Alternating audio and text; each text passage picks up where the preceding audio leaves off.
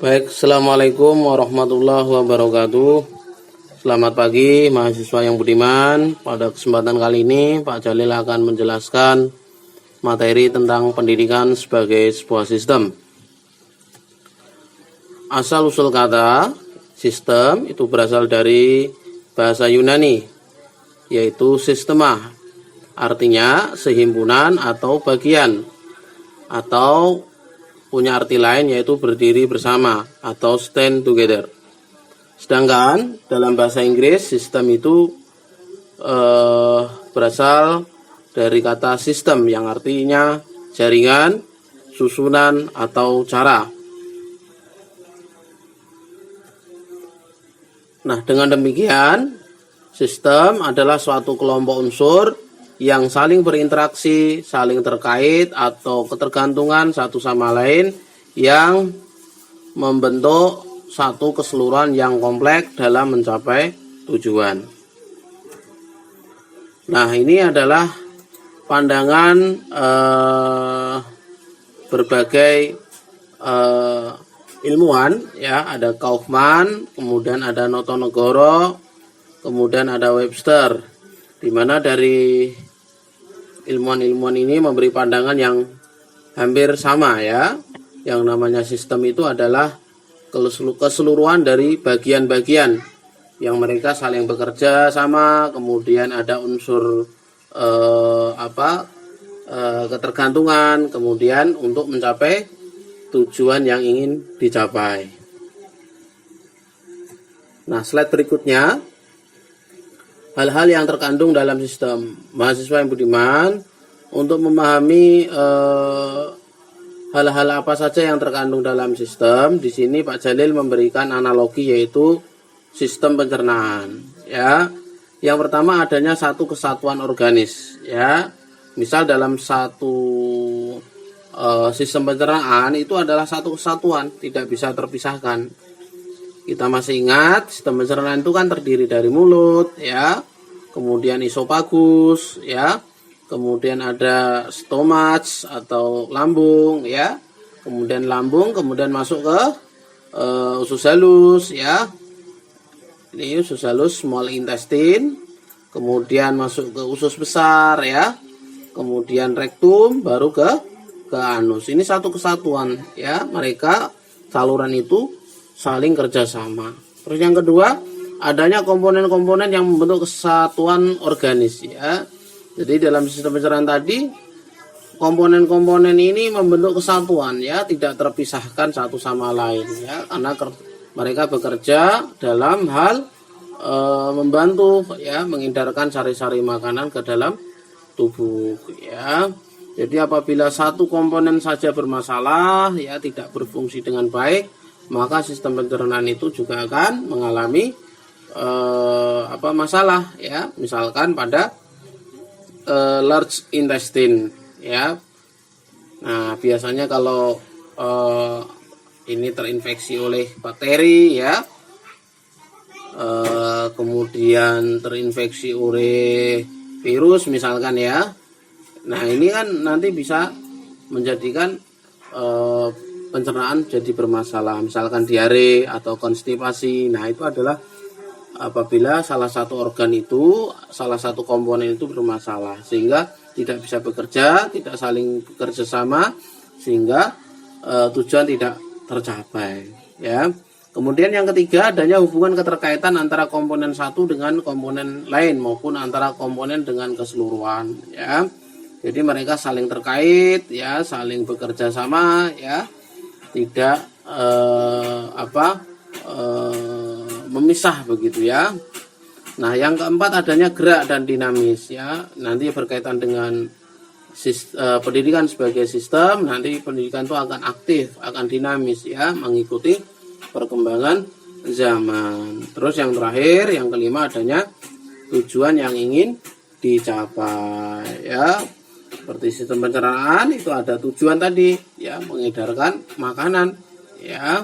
Tujuan pendidikan juga begitu, nanti ada tujuan yang hendak dicapai. Baik, saya lanjutkan. Mahasiswa yang budiman, untuk slide berikutnya ini adalah salah satu bagan yang bisa kita maknai pendidikan adalah sebuah sistem. Ya, pendidikan sebagai suatu sistem, ya, nanti kita lihat ada yang namanya raw input, ya. Jadi ada input, ya. Jadi ada input, kemudian ada proses, kemudian ada output, begitu ya. Nah, ini adalah pendidikan sebagai sebuah sistem. Ya. Sebelum banyak membahas terkait pendidikan sebagai sebuah sistem ini ada sebuah analogi juga, ya. Jadi di sini ada ini inputnya, ya, ini nomor 1 input, ini nomor 2, ini nomor 3, begitu ya.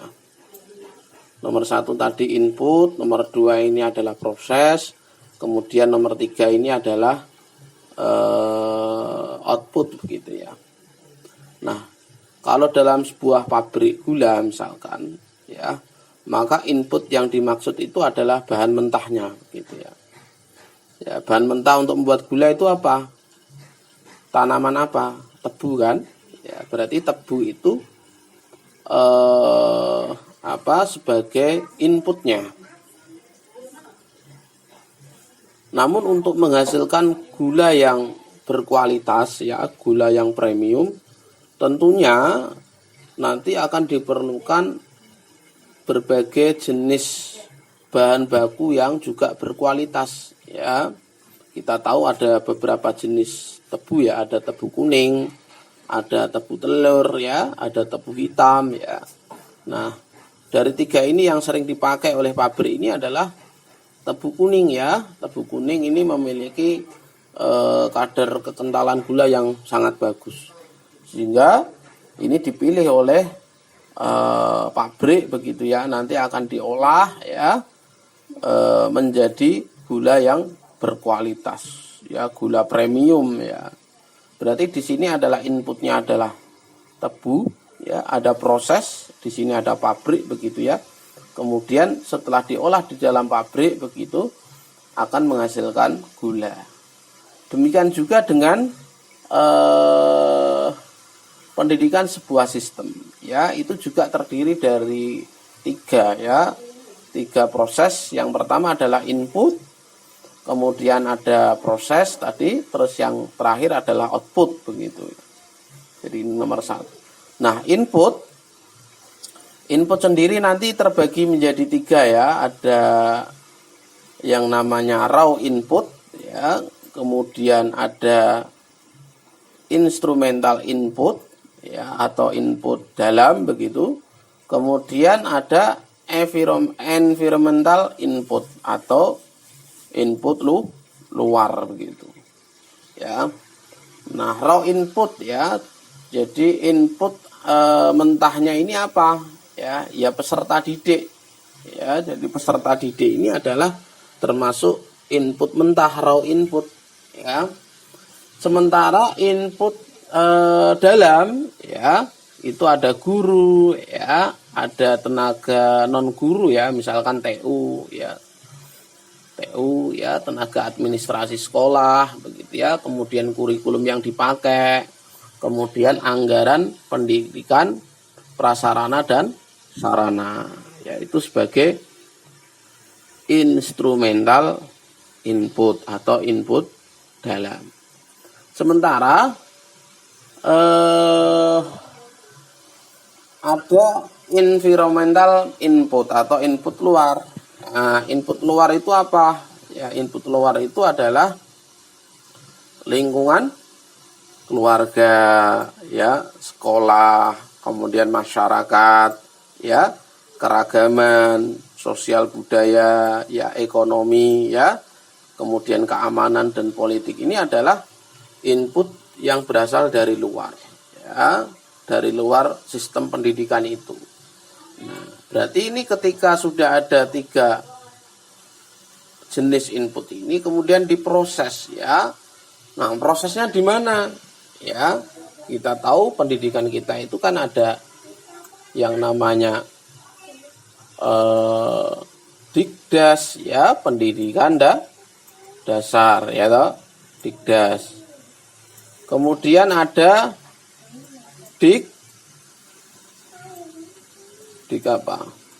Dikmen ya toh, Dikmen.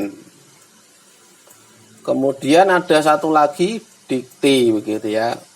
Kalau sekarang namanya Kemenristek Dikti ya, Dikti. Cuma ini yang terakhir ini sudah Dikti itu sudah melebur ya, zamannya Pak Nadiem ini Dikti jadi Kemendikbud ya, jadi menyatu. Nah, setelah diproses ya di dalam Dikdas, kemudian Dikmen, Dikti ya, nanti akan menghasilkan yang namanya output ya, output dan outcome ya, outcome. Apa bedanya output sama outcome? Nah, ini harus kita pahami. Kalau output itu lebih ke arah jumlah lulusan ya, jumlah lulusan. Jadi ada data-data kuantitatif begitu ya, jumlah lulusan tahun ajaran sekian. Nah, itu output itu. Nah, kalau outcome ya, itu nanti lebih ke arah kesesuaian kualifikasi pendidikan dalam dunia kerja ya. Misalkan kalau SMK misalkan ya, SMK itu kan ada jurusan teknik kejuruan ya, dia dari sekian yang lulus yang memiliki ijazah kejuruan ya, berapa persen yang bisa bekerja sesuai ijazahnya ya. Nah, yang bisa bekerja sesuai ijazahnya itulah yang disebut outcome ya. Kadangkala kan dari lulusan itu kan nggak semuanya bekerja sesuai bidangnya ya. Nah, begitu. Jadi itu bedanya output dan outcome. Berikutnya ini ada 3 komponen sentral dalam upaya pendidikan ya. Jadi sebenarnya komponen pendidikan jika diperas ya dari banyak komponen itu ada 3 ya. Ada peserta didik, kemudian ada pendidik, kemudian ada tujuan yang hendak dicapai, yaitu tujuan pendidikan ya. Coba kita kilas balik ya,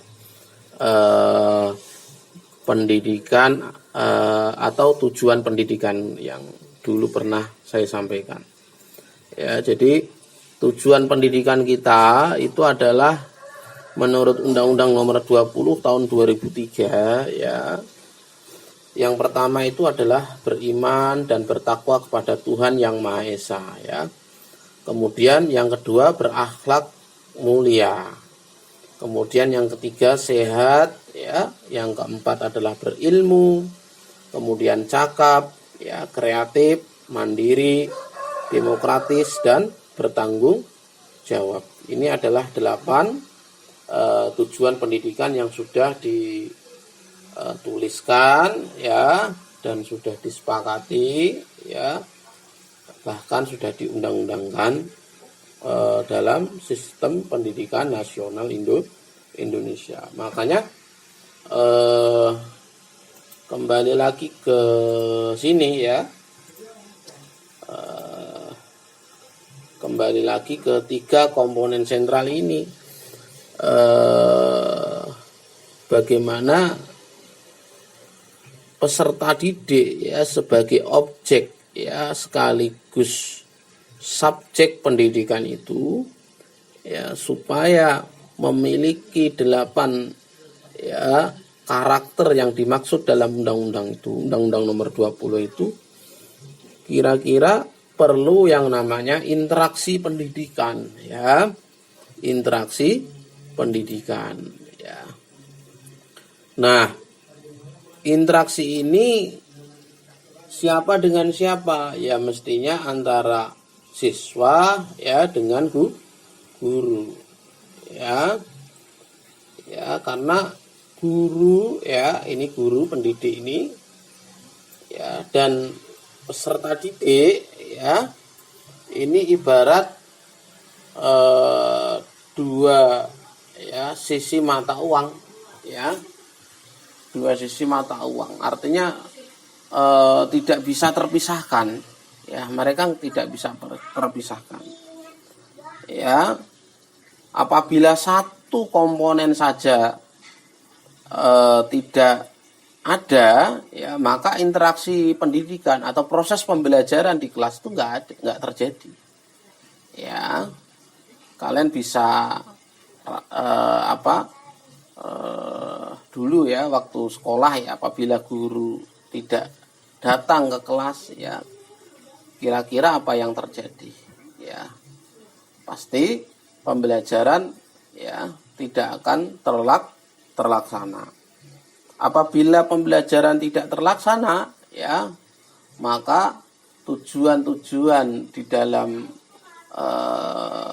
pembelajaran yang sudah ditentukan di awal ya, awal pembelajaran ya, tentunya tidak bisa tercapai ya. Nah, begitu juga dengan ketika sekolah tidak ada siswanya ya. Nah, tentu ini juga jadi masalah juga ya. Ada yang mengajar tapi tidak ada yang diajar ya. Maka antara peserta didik tadi dan pendidik ini ya seperti dua mata uang tadi ya, dua sisi mata uang. Mereka tidak terpisahkan satu sama lain. Sehingga dalam istilah biologi itu ya ada istilah simbiosis mutualisme. Ada hubungan yang saling menguntungkan ya antara siswa dan guru. Ya, siswa datang ke sekolah mendapatkan ilmu begitu ya. Guru datang ke sekolah selain juga beribadah begitu ya, menyampaikan ilmunya, guru juga satu sisi juga sebagai profesi ya, sebagai profesi ya, karena sebagai profesi ya, maka guru juga punya hak ya atas hak dan kewajiban yang sudah dilakukan ya. Maka dalam kebijakan pemerintah kita ya, di Undang-Undang Nomor 14 tahun 2005 itu tentang guru dan dosen ya, bagi guru-guru yang sudah tersertifikasi ya, maka berhak mendapatkan tunjangan sertifikasi ya. Nah, ini ya, jadi ini adalah 3 komponen sentral ya. Artinya ketika pendidikan, komponen-komponen pendidikan itu diperas begitu ya, maka ada 3 komponen utama ya, peserta didik, pendidik, dan tujuan pendidikan. Meskipun interaksi pembelajaran itu juga harus didukung dengan komponen-komponen yang lain ya, begitu.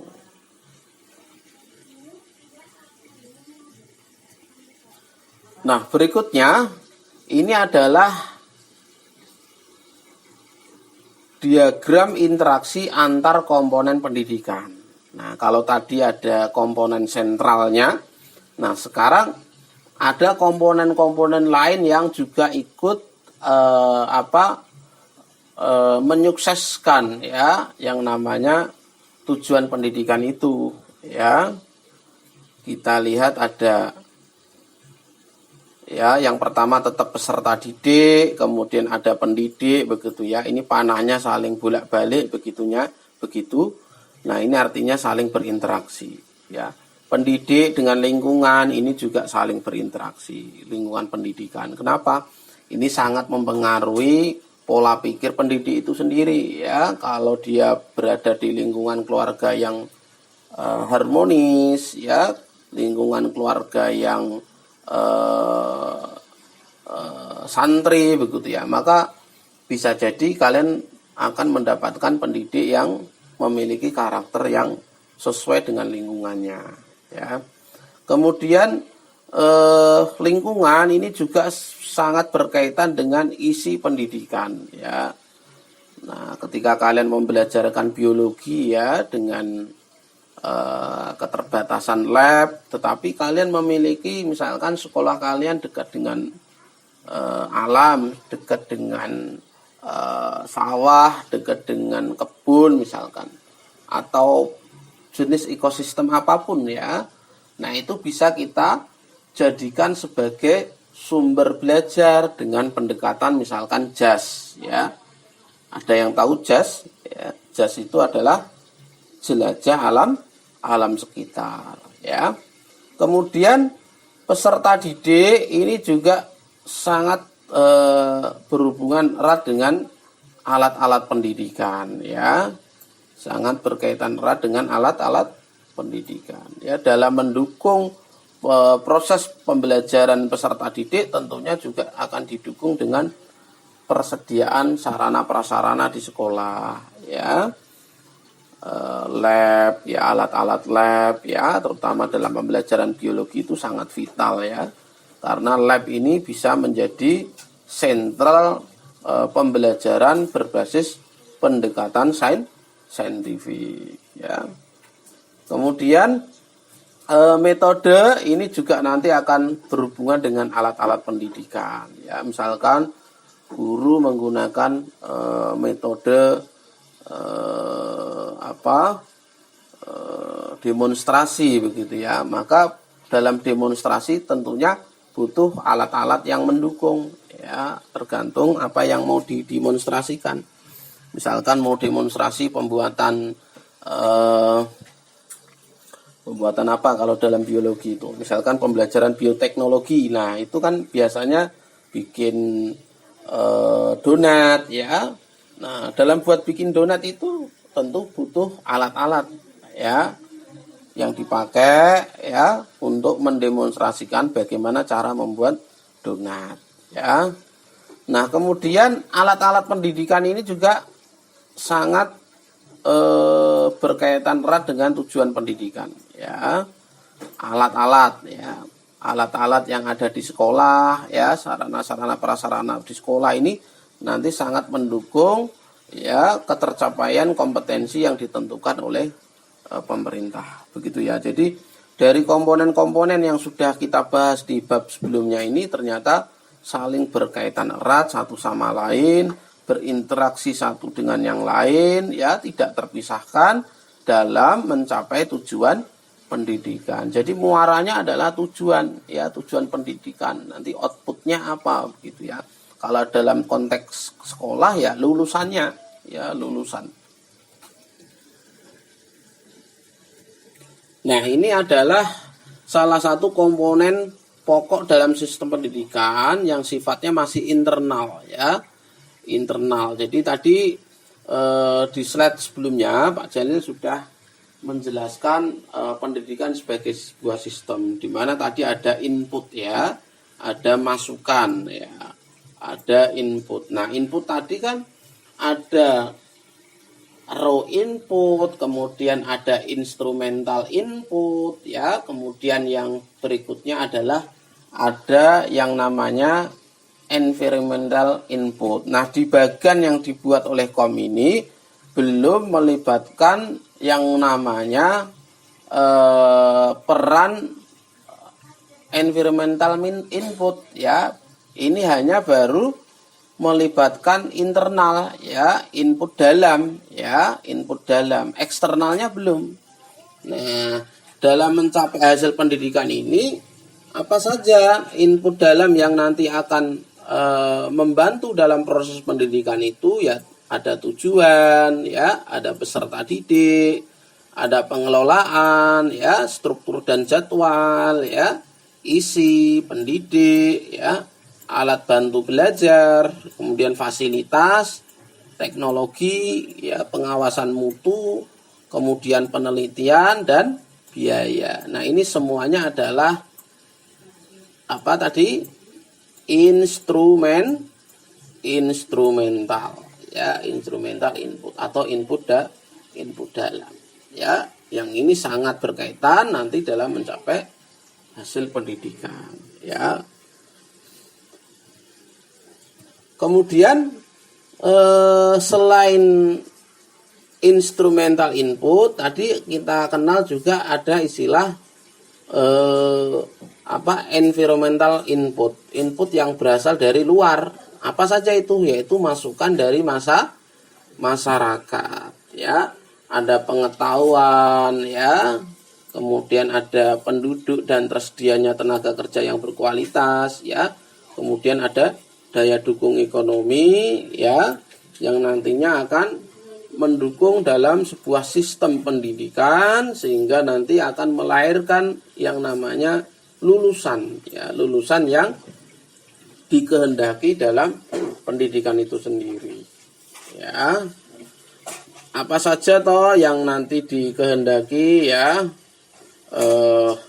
harapannya ya ketika anak lulus, anak bisa selesai sekolah itu ya bisa menempati kembali ke keluarga, diterima sebagai anggota keluarga, ya, kemudian sebagai pekerja dalam sektor ekonomi, ya, bisa menjadi pemimpin, ya, kemudian menjadi warga negara setempat dan dunia, kemudian bisa menyumbangkan pada kebudayaan, ya, karena pendidikan ini mengembangkan apa?